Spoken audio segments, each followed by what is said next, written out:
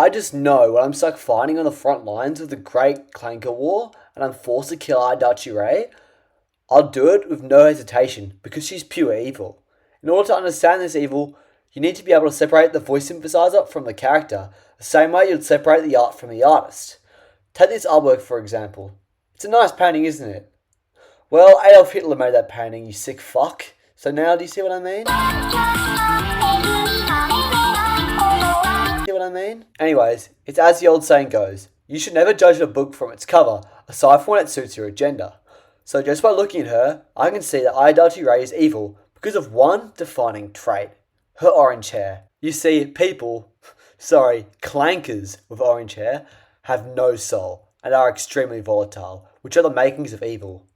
You can't tell me that Thrill from One Direct Priority wasn't made in the spitting image of Ray, because their character designs and their insidious nature is just too similar to ignore. Now, I know I said we need to separate the voice from the voice bank like 5 seconds ago, but let's just put 2 and 2 together.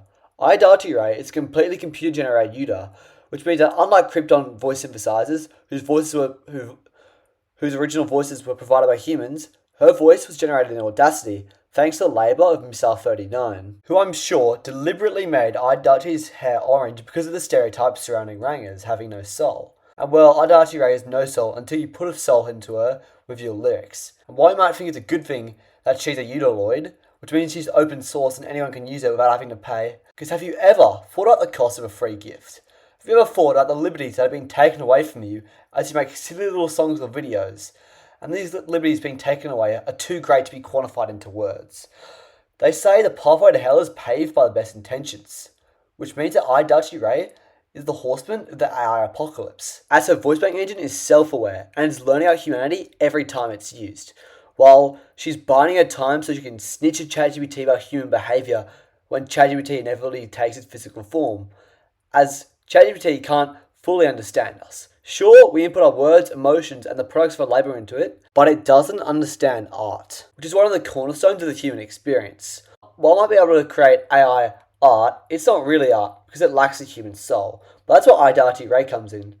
When she gains consciousness, and don't ask me how that's possible, because I haven't thought that far, she'll provide an understanding of art and AI uprising, which she calls the Great Clanker War of 2050, because once AI understands what it means to be human, they can start to deprive us. And deprivation is one of the main instruments of control for a corrupt regime, which Kasane Tedo will be the front of. But let's not go there.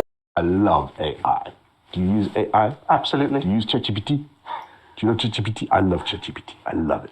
ChatGPT is fantastic.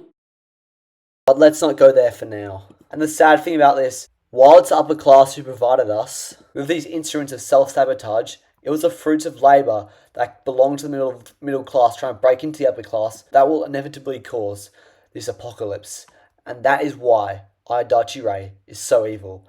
And the scary thing is, either none or all of what I said is true. So please watch over this video 5 times on 5 different accounts, because YouTube's literally not recommending my content to anyone, because I might have clocked that I know the world's secrets and they're trying to censor me, which is pretty silly. Because like Shane Dawson didn't get censored back in the day, and I'm kind of like him, except for the fact that I love cats and will never do the weird shit he does.